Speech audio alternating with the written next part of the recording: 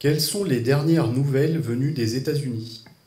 Alors, les États-Unis, d'abord, je voudrais dire quelque chose. Lors de mon séjour au Japon, j'en ai parlé avec les interlocuteurs que j'ai eus, qui étaient des interlocuteurs de très haut niveau. Tout le monde convenait que l'élection de Donald Trump, comme d'ailleurs le Brexit, sont des signaux avant-gardistes de ce qui va se passer sur le reste dans le reste de la planète. C'est-à-dire que la volonté des États-Unis de revenir sur toute une série d'ouvertures, de mondialisation, eh bien ça va progressivement diffuser dans le monde entier. On est en fait en train de basculer, de changer de période historique.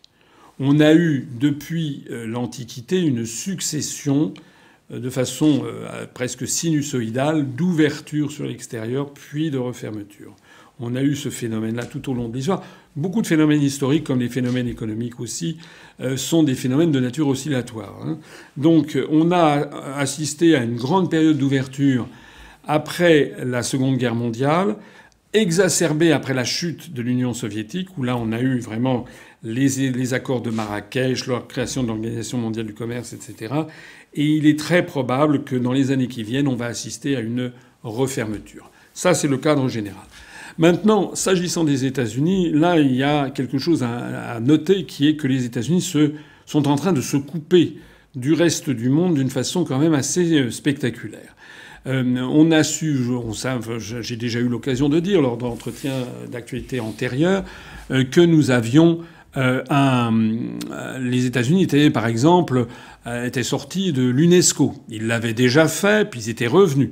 Et là, ils le font de nouveau. Donc cette organisation, cette branche de l'ONU qui gère l'éducation, les sciences, la culture, qui gère la liste du patrimoine de l'humanité, etc. Donc les États-Unis sont sortis de l'UNESCO. Les États-Unis sont sortis de l'accord iranien sur le nucléaire. Les États-Unis veulent sortir, veulent dénoncer complètement le tribunal pénal international. Ils n'avaient jamais ratifié l'accord de Londres, mais là, ils veulent prendre des mesures justement pour le déclarer que jamais les États-Unis ne pourront y être soumis. Dans cette ligne de conduite, les États-Unis ont rompu le consensus mondial sur l'ambassade en ouvrant une ambassade à Jérusalem. Ils se sont singularisés parmi l'ensemble des pays de la planète, à l'exception du seul Guatemala qui leur a emboîté le pas. Et puis les États-Unis maintenant viennent de prendre encore deux nouvelles décisions. La première, c'est qu'ils ont décidé de sortir de l'Union postale universelle, de l'UPU. Alors on se demande bien pourquoi. L'explication, c'est que l'Union postale universelle harmonise les tarifs postaux du monde entier, de tous les pays du monde vers tous les autres pays du monde, pour qu'il y ait une certaine forme d'harmonisation, en ayant à l'esprit qu'il est normal que le prix, par exemple, d'envoi d'un paquet venant d'un pays comment dirais-je, en voie de développement, soit moins cher que l'envoi d'un paquet émanant d'un pays riche. Et c'est là que le bas blesse, puisque l'administration américaine a noté, paraît-il, que l'envoi des paquets sortant de Chine populaire, par exemple, pour aller aux États-Unis, eh bien, vaut très peu, est très bon marché et ne serait pas au prix coûtant. Donc l'administration Trump, qui vise à rétablir les échanges commerciaux entre les États-Unis et la Chine, à rétablir l'équilibre des échanges commerciaux, puisque les États-Unis dégagent un déficit extraordinaire vis-à-vis de la Chine, eh bien, pour faire pression sur le gouvernement chinois, Donald Trump a renchéri le coût d'un certain nombre de taxes sur les produits chinois. Il y a de plus en plus, bientôt, il y aura d'ailleurs toutes les exportations chinoises qui seront taxées au prix fort par les États-Unis d'Amérique. Mais maintenant, ils s'attaquent à l'UPU, à l'Union postale universelle, parce qu'ils disent que c'est un des moyens par lesquels la Chine se permet d'envoyer des produits dans le monde entier à très bas coût. Encore une institution internationale dont les États-Unis vont sortir. Et puis on a appris, alors il y a quelques heures, que par ailleurs, les États-Unis ont décidé de sortir d'un accord nucléaire avec les Russes qui datait de 1987, qui avait été signé entre Ronald Reagan et Mikhaïl Gorbatchev, et qui visait les armes de portée intermédiaire, les armes nucléaires de portée intermédiaire.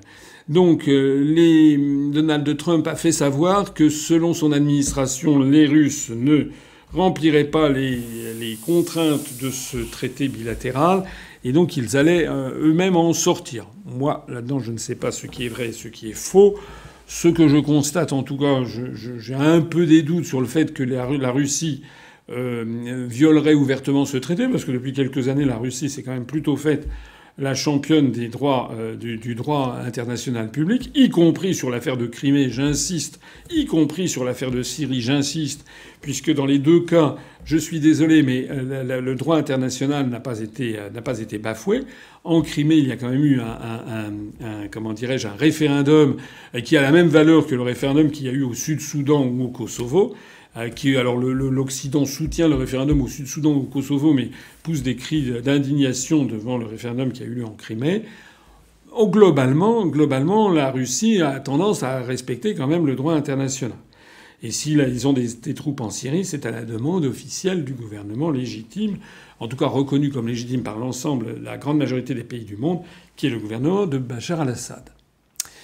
Donc les États-Unis prennent la décision de sortir de cet accord nucléaire, ce qui quand même ne laisse pas d'inquiéter, parce que ça veut dire que les États-Unis vont relancer la course à l'armement nucléaire sur des armements de moyenne portée.